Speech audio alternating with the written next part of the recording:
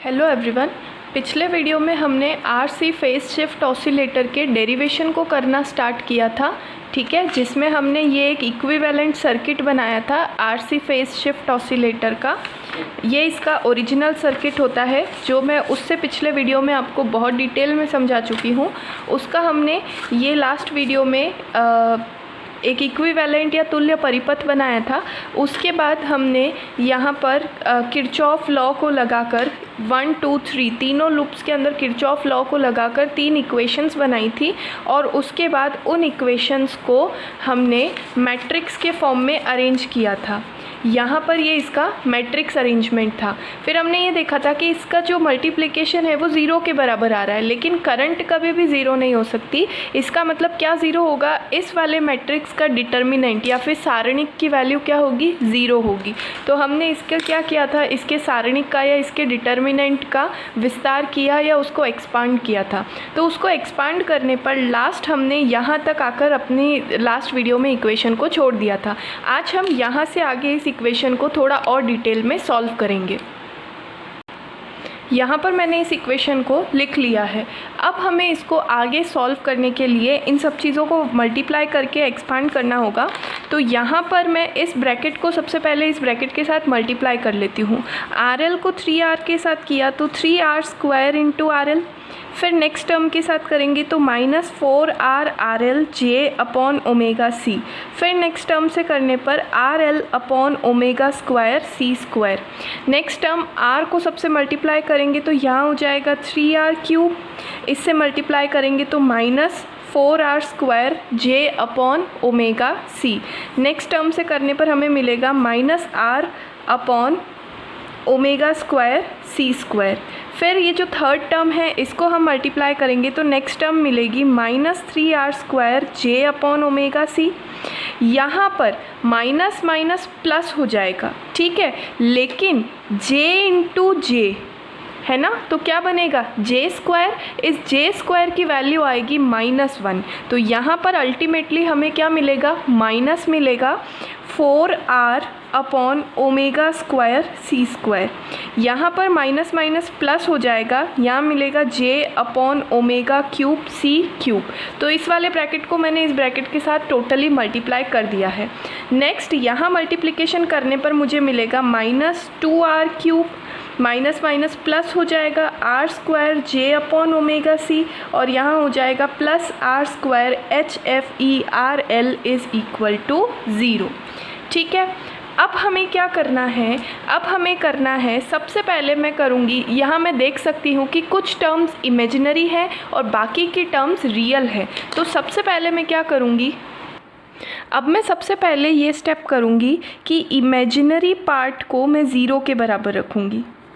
Imaginary part is equal to 0। मैं ऐसा क्यों कर रही हूँ, क्योंकि पूरी इक्वेशन के इज़ इक्वल टू में 0 है ना। यानी कि मान लीजिए हमारी ये पूरी इक्वेशन कुछ इस तरह से है a + iota b और उसकी वैल्यू क्या आ रही है, 0। इसका मतलब इसका रियल पार्ट भी 0 है और इमेजिनरी पार्ट भी 0 है। a भी किसके बराबर होगा, 0, b भी किसके बराबर होगा, 0, और ये पूरी इक्वेशन 0 + iota बीटा 0 + iota 0 के बराबर होगी, ठीक है। तो मैं एक एक करके इसके इमेजिनरी पार्ट को 0 के बराबर रखूँगी और फिर इसके रियल पार्ट को भी 0 के बराबर रखूँगी। अब इमेजिनरी पार्ट वो सारी ही टर्म्स होंगी जिनके साथ J आ रहा है, ठीक है। तो यहाँ पर J को छोड़ करके हमें उस बची हुई टर्म को लिखना होगा। तो सबसे पहली टर्म हो गई ये, J को नहीं लिखना है क्योंकि ऑलरेडी मैंने ये कहा है imaginary part is equal to 0, यानी मुझे सिर्फ B को 0 के बराबर लिखना है, आयोटा को नहीं लिखना होता है, ठीक है। इसी तरह से सेकेंड टर्म हमारी ये हो गई, थर्ड वाली टर्म हमारी ये बनेगी, फिर नेक्स्ट टर्म हमारी ये बनेगी, उसके बाद ये वाली टर्म। तो इस तरह से इन सारी ही टर्म्स को जिनमें J आ रहा है उनको मुझे लिख लेना है। तो -4R RL upon omega C, -4R² upon omega C, -3R² upon omega C। Next term हो जाएगी हमारी, ये हमने लिख ली 3R² upon omega C। Next हो जाएगी ये टर्म, J तो लिखना नहीं है तो ये हो जाएगा +1 upon omega cube C³। Next term हो जाएगी +R² अपॉन ओमेगा C। इस तरह से 1 2 3 4 5 पाँचों टर्म्स हमने लिख ली है और उसके इक्वल टू में लिखना है हमें 0। अब हमें क्या करना है, इन चीज़ों को अरेंज करना है। ठीक है, तो सबसे पहले तो अगर मैं एक कॉमन चीज़ को यहाँ पर देख पाऊँ या कॉमन चीज़ को ऑब्जर्व कर पाऊँ तो वो ये बात है कि सभी के अंदर से हमें 1/ωc कॉमन मिल रहा है। तो यहाँ से मैं इस ओमेगा सी को हटा करके RHS में सेंड कर दूँगी तो वो हमारा 0 हो जाएगा। ठीक है, बची हुई टर्म्स में से तो इस डिनोमिनेटर में से मैं पूरे में से सब में से ओमेगा सी को कॉमन लेके यहाँ भेजूँगी तो वो 0 के साथ मल्टीप्लाई में आ जाएगा और मल्टीप्लाई होकर के खुद भी क्या हो जाएगा, 0। अब बची हुई टर्म्स में से मुझे चीज़ों को कॉमन निकाल के अरेंज करना है। तो ये जो दोनों टर्म्स हैं उसमें से -4r कॉमन आ रहा है। -4r कॉमन लेने के बाद पीछे बचेगा RL प्लस R। ठीक है, यहाँ से मैं इस ओमेगा सी को हटा चुकी हूँ तो यहाँ मुझे पीछे बचेगा -3r² plus 1/ωc² plus r² is equal to 0। यहाँ पर मैं देख सकती हूँ -3r² प्लस r², तो दोनों सॉल्व हो जाएंगे। तो यहाँ पर मुझे मिलेगा -2r² plus 1/ωc² is equal to 0। ये दोनों जो टर्म माइनस में हैं उनकी साइड शिफ्ट कर दूंगी तो ये प्लस में हो जाएगी।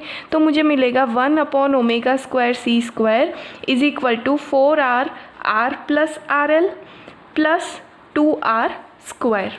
अब इन दोनों को मुझे और थोड़ा सॉल्व करना है। 4r into r 4r² plus 4r RL plus 2r²। तो 4r² plus 2r² will become 6r² plus 4r RL 1/ωc²। इस इक्वेशन को मैं एक बार हाईलाइट करके यहीं पर छोड़ देती हूँ क्योंकि आगे हम इस चीज़ को यूज़ करेंगे। यहाँ से हम चाहते हैं ओमेगा की वैल्यू को फाइंड करना, तो c² को शिफ्ट कर देंगे। ठीक है, और सबसे पहले हम इक्वेशन को रेसिप्रोकल कर लेंगे। तो omega square c² is equal to 1/6r² plus 4r RL। उसके बाद हमें क्या करना है, c² को नीचे सेंड कर देना है, या फिर पूरी इक्वेशन का अगर हम रूट ले लें तो यहाँ मिलेगा 1/ωc 1/√6r² plus 4r RL। ठीक है, यहाँ से हम c को नीचे भेज देंगे तो omega is equal to 1/c 6r² plus 4r RL। Okay, अब हमें क्या करना है, इस पूरी अंदर वाली टर्म में से r² को कॉमन ले लेना है। तो वो बाहर आके क्या हो जाएगा, r, यहाँ से r² गया, बचा 6। यहाँ एक r प्रेजेंट था लेकिन एक r नहीं था तो दूसरा r इस RL के अपॉन में आ जाएगा। अब ये होती है हमारी ओमेगा की मेन वैल्यू, लेकिन इन जनरल RL को हमेशा R के बराबर लिया जाता है या उसके आसपास लिया जाता है। तो उस कंडीशन में ये दोनों एक दूसरे से कैंसिल हो जाएंगे तो हमें मिलेगा omega is equal to 1/RC 6 + 4। That means omega is equal to 1/RC√10। तो ये होती है हमारी ओमेगा की एक कॉमन वैल्यू। तो इस तरह से हमने इमेजिनरी पार्ट को 0 के बराबर रख के और ओमेगा की वैल्यू को फाइंड कर लिया। अब हमारा नेक्स्ट पार्ट जो होगा या नेक्स्ट स्टेप जो होगा वो होगा हमारा real part is equal to 0। हमारी जो इक्वेशन है उसमें जो बची हुई टर्म्स है उनको हमें 0 के बराबर लिखना है। तो यहाँ से ये वाली जो इक्वेशन थी उसमें से 1 2 3 4 5 6 और 7 चीज़ें बची हुई हैं, लेकिन यहाँ पर हम देख सकते हैं 3r³ माइनस 2r³। तो दोनों को सॉल्व करने पर सिर्फ r³ बचेगा, तो मैं सीधे सीधे r³ लिख देती हूँ, एक टर्म यहीं पर कम हो जाएगी। फिर यहाँ पर है 3r² RL, 3r² RL। Next term है ये लिख ली हमने -RL upon ω² c², -RL upon ω² c²। ये टर्म हो गई, ये हो गई -R upon ω² c², -R upon ω² c²। ये वाली टर्म भी हमने लिख ली, -4r upon ω² c², -4r upon ω² c²। ये टर्म मैं ऑलरेडी सॉल्व कर चुकी हूँ और यहाँ पर बचेगा r² HFE into RL। Positive में है r² HFE into R L is equal to 0। यहाँ पर देखने पर मुझे पता चल रहा है ये दोनों टर्म सॉल्व हो रही है एक दूसरे के साथ, तो R cube plus 3r² R L minus R L, इन तीनों में से मैं क्या करूँ 1/ओमेगा² c² को कॉमन ले लूँ, तो यहाँ से मुझे मिलेगा 5r plus R L plus r² HFE into R L is equal to 0। हमें वैल्यू फाइंड करनी है HFE की, तो इस टर्म को यहीं रखते हैं, बाकी सारी टर्म्स की साइड चेंज कर देते हैं। तो उससे मुझे मिलेगा r² HFE into R L is equal to, ये दोनों टर्म्स नेगेटिव में हो जाएगी, minus R cube minus 3r² R L, यहाँ से मुझे मिलेगा प्लस 1/ओमेगा² c² 5r plus R L. Clear. अब जो चीज़ मैंने पीछे हाईलाइट की थी, ये इक्वेशन, ये जो मैंने हाईलाइट की थी, यहाँ से मुझे 1/ओमेगा² c² की वैल्यू को पीछे यूज़ करना है। तो यहाँ से मैं इसको अगर इक्वेशन नंबर 1 बना लूँ, तो यहाँ पर इस चीज़ को मैं यूज़ करूँगी फ्रॉम इक्वेशन 1। इसकी वैल्यू क्या है, इसकी वैल्यू है 6r² plus 4r R L. तो मैं सिर्फ RHS को सॉल्व कर रही हूँ। 6r² plus 4r R L, 4r R L into 5r plus R L, solve करेंगे इसको, 3r² R L, 6r² plus 5r² 30r³। Next हो जाएगा हमारा 6r² R L plus 20r² R L plus 4r R L square. थोड़ा और आगे चलेंगे तो हम देखेंगे r² R L, r² R L and r² R L. इन तीनों को हम सॉल्व करेंगे तो 6 माइनस 3 हो जाएगा 3 और यहाँ पर हो जाएगा 20। तो इन सबको ऐड करने पर मिलेगा 23r² R L, 30r³ minus r³ that is 29r³ plus 4r R L square. ये बनी हमारी फाइनल इक्वेशन। ठीक है। अब हमें अगर HFE की वैल्यू चाहिए तो हमें पूरी इक्वेशन को r² आर एल से डिवाइड कर देना होगा। तो यहाँ मुझे HFE मिलेगा, यहाँ पर r² आर एल कैंसिल हो जाएगा तो बचेगा 23। यहाँ पर मैं डिवाइड करूँ r² आर एल का तो ये कटेगा और इसके नीचे बचेगा r/r एल।